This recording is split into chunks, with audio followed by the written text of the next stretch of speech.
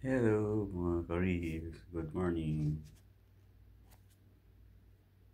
Good morning, nandito po ako. Magluluto ako ng ginataang ang kalabasa at sitaw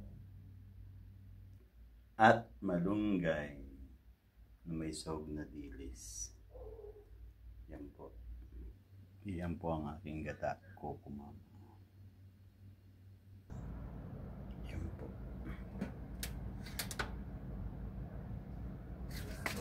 Yan na po, mag-start po ako init ng aking kalan. Una po pala, lagyan ko muna ng olive oil para igisa.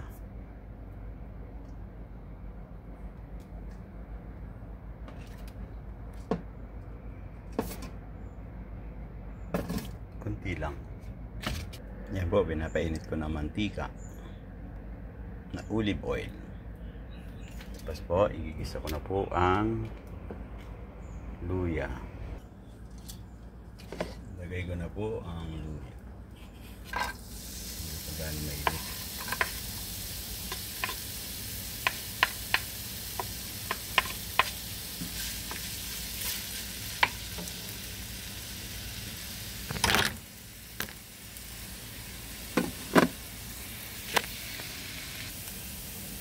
Ang bawang. Pwede rin sibuyas.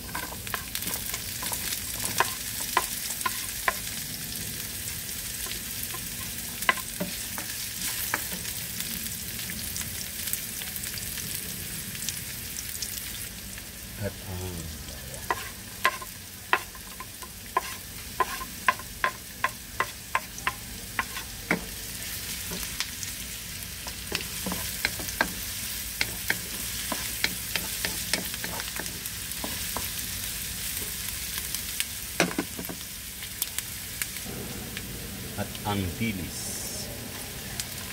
Dilis lang po sa dito.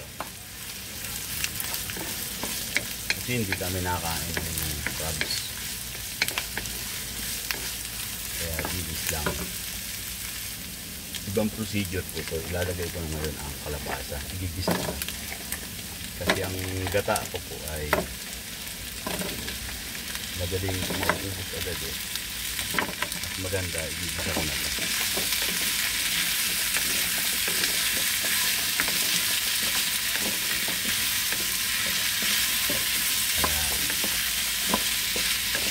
Nagisa ko ng konti yan, isang kotsa. Susunod ko na po ang Coco Mama gata.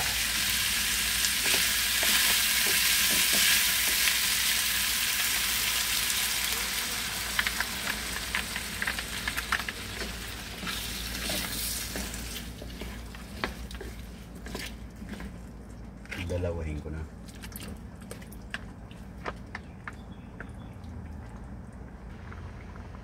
Po ng asin. Asin lang kasi baka maalat yung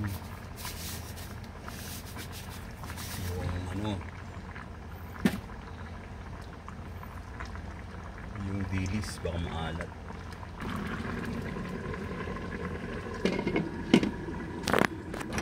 Takpan ko lang konti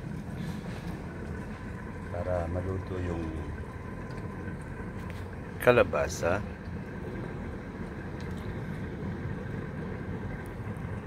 Tapos ihalo ko lang konti bago ko ilagay yung sitaw.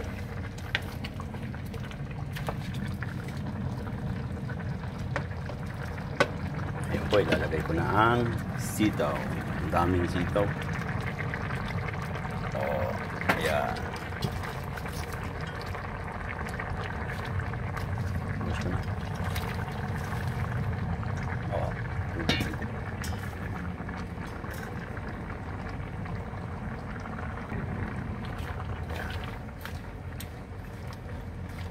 Ito kahit di natakpan kasi ang sitaw, ayaw kong madurog.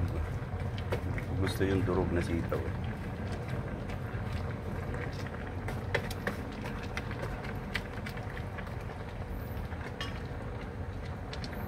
Pero pwede rin takpan para lalong makook. Takpan ko.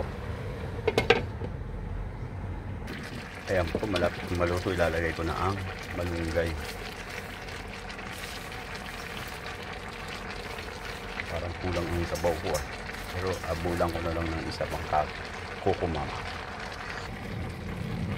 Ilagay ko na rin po itong sili sabay yun. Yan po, di ko na tinakpan. Dinagdagan ko na lang ang gata.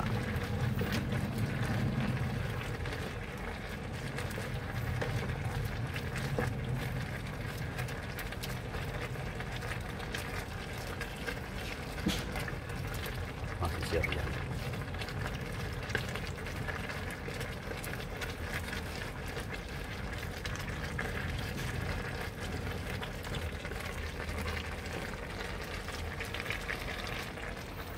Ayan na.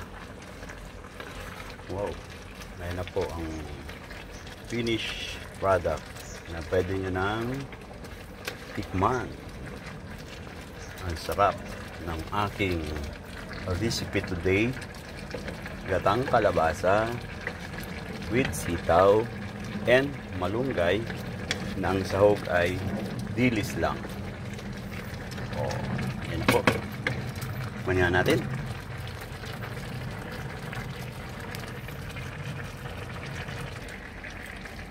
Oh, sarap. Napakasarap. Ang sarap.